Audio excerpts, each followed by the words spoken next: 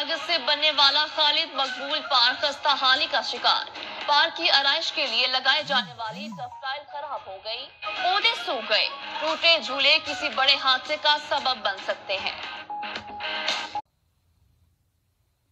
बहावल नगर में करोड़ों रुपए से बनने वाला खालिद मकबूल पार्क खस्ताहाली का शिकार है। इंतजामिया की अदम तवज्जो से पार्क की दीवारें और झूले टूट फूट का शिकार है।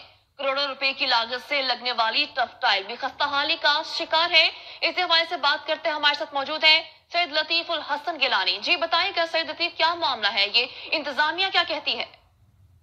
जी बिल्कुल, बहावल नगर की तफरीगाह खालिद मकबूल पार्क है जो वो खस्ता हाली का शिकार हो चुका है।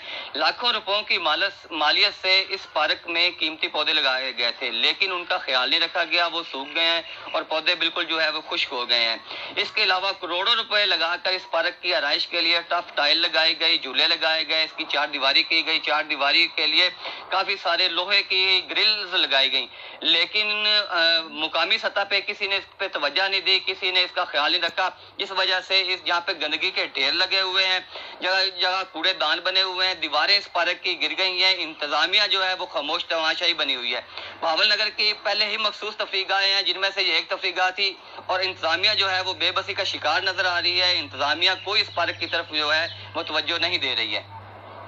सैयद लुत्फुल हसन अपडेट कर रहे थे। अब खबर दें आपको।